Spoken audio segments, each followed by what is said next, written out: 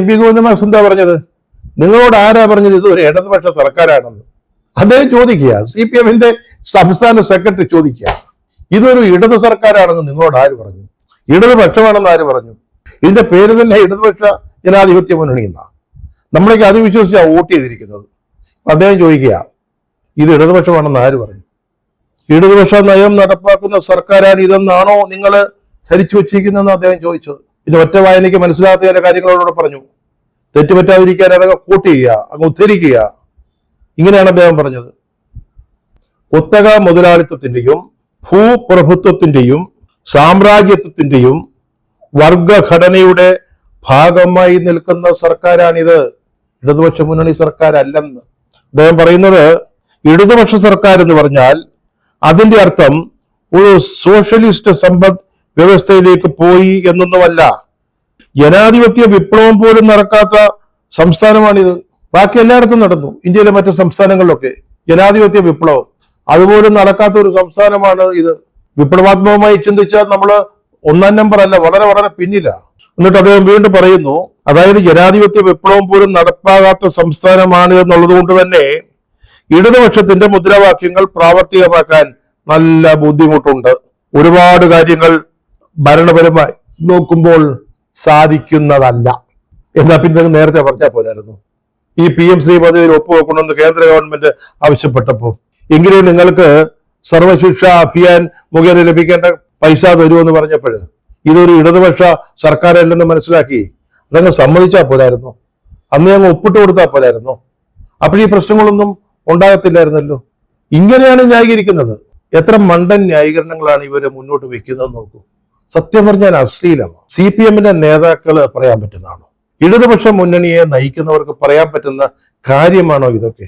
തന്ത്രമാണ് പോലും. നമ്മുടെ ശിവൻകുട്ടി മന്ത്രി പറയുക, എന്ത് തന്ത്രം? കുതന്ത്രം പോലും അല്ല, കുതന്ത്രത്തിന് കൊണ്ടൊരു ന്യായം. ഇതെന്താണ്?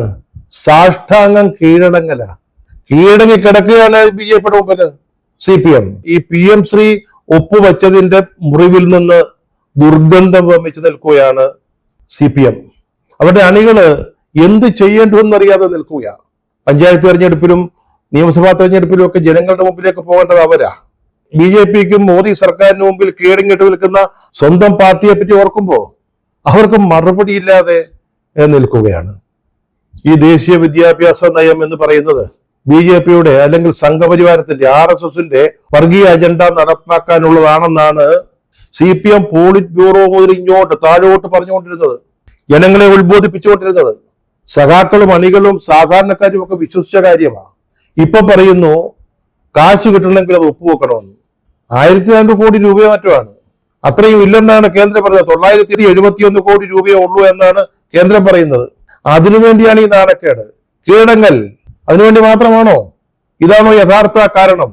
വിലവിച്ചും ചോദിക്കുന്നുണ്ട്, ഇത് മുന്നണിയോ മന്ത്രിസഭയോ ഒന്നും അറിയാതെ ഒപ്പിട്ടതിന്റെ കാരണം എന്താണ് ഞങ്ങൾക്ക് അറിയണമെന്ന്. കാരണം നിങ്ങൾക്ക് അറിഞ്ഞുകൂടെ? പിന്നെ വിശദം ഇതുവരെ മനസ്സിലായിട്ടില്ല എന്തുണ്ടായത്. പക്ഷെ ശിവൻകുട്ടി പറഞ്ഞിട്ടുണ്ട് അതിന്റെ കാരണം. കേന്ദ്ര വിദ്യാഭ്യാസ മന്ത്രി ഭീഷണിപ്പെടുത്തിയെന്ന്. ആ ഭീഷണി കൊണ്ടാണ് ഒപ്പിട്ടതെന്നാണ് നമ്മുടെ ശിവൻകുട്ടി പറയുന്നത്. വിനോവിഷത്തിന് ഇതുവരെ മനസ്സിലായിട്ടില്ല. ഭീഷണി എന്തിനാണ് ഭീഷണി? ഈ PM ശ്രീ പദ്ധതിയിൽ ഒപ്പുവെച്ചില്ലെങ്കിൽ ഈ പറയുന്ന പണം കിട്ടത്തില്ല. ഇത് നടപ്പാക്കാനുള്ള പണത്തിന്റെ 60% കേന്ദ്രം തരുന്നുള്ളൂ, 40% നമ്മുടേതാ, സംസ്ഥാന സർക്കാരിന്റെയാ. അതുകൂടി ഉപയോഗിച്ചാണ് ഈ നരേന്ദ്രമോദിയുടെയും BJP സർക്കാരിന്റെയും ബ്രാൻഡിങ് നമ്മൾ ഈ വിദ്യാലയങ്ങളിലൂടെ നടത്തേണ്ടത്.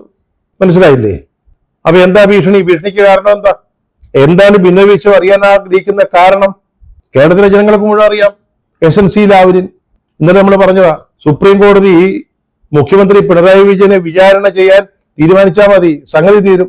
എക്സാലോജിക്ക് കരിമണൽ കമ്പനിയുമായിട്ടുള്ള ഇടപാട്, പിന്നെ മകനെതിരായിട്ട് ED ഇറക്കിയ സമൻസ്, ഡെമോക്ലീസിന്റെ വാട് പോലെ മുകളിൽ തൂങ്ങിക്കിടക്കുക. അല്ലാതെ PM ശ്രീ പദ്ധതിക്ക് കിട്ടാനുള്ള കാശൊന്നുമല്ല പ്രധാനം. സംസ്ഥാന മന്ത്രിസഭ ഇതിനെതിരായിട്ട് കേസ് കൊടുക്കാൻ തീരുമാനിച്ചതാ, കൊടുത്തില്ലല്ലോ. ഇപ്പൊ പിന്നെ എന്തിനാണ് ഈ തിടുക്കം, അനാവശ്യമായ തിടുക്കം? മുഖ്യമന്ത്രിയും സ്ഥലത്തില്ല. അദ്ദേഹം മസ്കറ്റിൽ 2ാം ഭരണത്തിന്റെ മാഹാത്മ്യം വിളപ്പിക്കൊണ്ടിരിക്കും അവിടുത്തെ മലയാളികളുടെ മുമ്പിൽ. അദ്ദേഹം പോലും ഇല്ലാത്തപ്പോ എന്തിനായി തിടക്കം? അദ്ദേഹം മാറി നിന്നാണോ? ഈ കരാർ ഒപ്പുവയ്ക്കുന്ന സമയത്ത് ഞാൻ ഇവിടെ വേണ്ട എന്ന് വിചാരിച്ച് മാറി നിന്നതല്ലേ? അതല്ലേ സത്യം? ആരാണ് ആദ്യം അഭിനന്ദിച്ചത് നമ്മുടെ ശിവൻകുട്ടി മന്ത്രിയെ? ABVP അല്ലേ? അത് കഴിഞ്ഞ് BJP അഭിനന്ദിച്ചു, അവസാനം കേന്ദ്ര സർക്കാരും അഭിനന്ദിച്ചു. ഇന്ന് മനോരമയിൽ കണ്ട ഒരു ചിത്രം കണ്ട് അത്ഭുതപ്പെട്ടു പോയി. നമ്മളിത് എന്തൊക്കെ അത്ഭുതങ്ങൾ കാണാൻ കിടക്കുന്നു. ഇത് പക്ഷേ അത്ഭുതപ്പെടുത്തി. നമ്മുടെ ABVPയുടെ പ്രതിനിധികളെ ശിവൻകുട്ടി ആദരിച്ചിരുത്തിയിരിക്കുക മുമ്പില് ഓഫീസില് ABVPയുടെ അഭിനന്ദനങ്ങൾ സ്വീകരിക്കാൻ. ശിവൻകുട്ടി ഒന്ന് ആലോചിച്ച് നോക്ക്. SFIക്കാരൻ പുറത്ത് നിൽക്കുക. അവരെന്തോ പറഞ്ഞിരിക്കുന്നത്? ഒപ്പിടുന്നതിൽ തെറ്റിൽ ആശങ്ക അറിയിക്കുമെന്ന്. എന്താ ഇതിന്റെയൊക്കെ അർത്ഥം?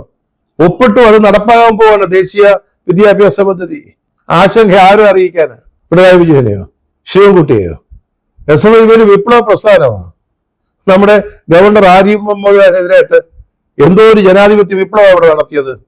അവരാ പറയുന്നത് ഒപ്പിടുന്നത് കുഴപ്പമില്ലെന്ന്. ഇന്നലെ നമ്മുടെ ബിനോയ് പറഞ്ഞു സംതിങ് ഈസ് റോങ് എന്ന്. സംതിങ് അല്ല ബിനോയ്, എവറിതിങ് ഈസ് റോങ്. എല്ലാം കുഴപ്പമാ. ഒന്ന് ആലോചിച്ച് നോക്കിയേ.